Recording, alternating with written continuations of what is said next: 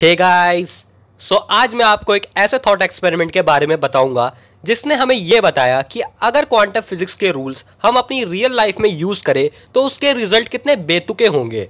जी, आपने सही समझा, मैं बात कर रहा हूं श्रोडिंगर कैट एक्सपेरिमेंट के बारे में।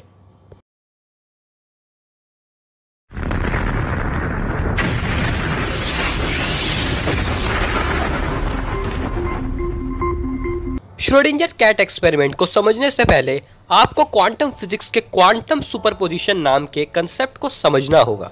यह कंसेप्ट हमें यह बताता है कि क्वांटम वर्ल्ड में क्वांटम पार्टिकल्स को अगर ऑब्जर्व नहीं किया जाए तो वो अपने सभी पॉसिबल आउटकम्स में एग्जिस्ट करेंगे।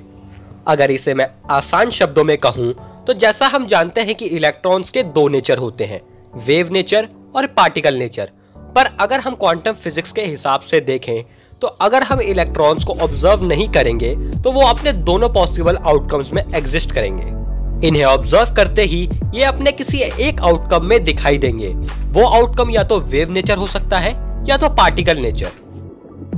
पर यह कंसेप्ट ओनली क्वांटम वर्ल्ड में ही लागू होता है, इसे रियल लाइफ में अप्लाई नहीं किया जा सकता। श्रोडिंगर का भी यही मानना था कि अगर हम क्वांटम फिजिक्स के प्रिंसिपल को रियल लाइफ में अप्लाई करें तो उसके रिजल्ट कितने इररेलेवेंट होंगे।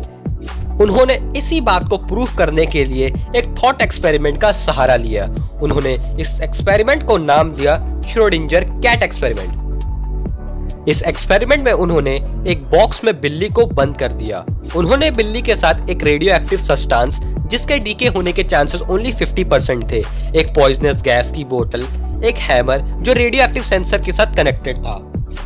जैसे ही रेडियो एक्टिव सब्सटेंस डीके होना स्टार्ट होता, सेंसर उसे डिटेक्ट कर लेता, जिसकी वजह से हैमर उस पॉइजनस गैस की बोतल पर गिरता और बोतल टूट जाती, जिससे उस बिल्ली की मौत हो जाती।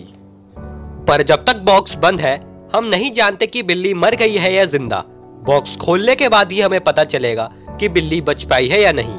पर श्रोडिंगर ने इसे इस तरह देखा कि अगर हम उस बिल्ली पर क्वांटम सुपरपोजिशन प्रिंसिपल लागू करें तो जब बॉक्स बंद था और उसे कोई ऑब्जर्व नहीं कर रहा था तो बिल्ली अपने क्वांटम सुपरपोजिशन स्टेट में थी, मतलब वो अपने दोनों पॉसिबल आउटकम्स में थी, जिंदा भी और मरी हुई भी।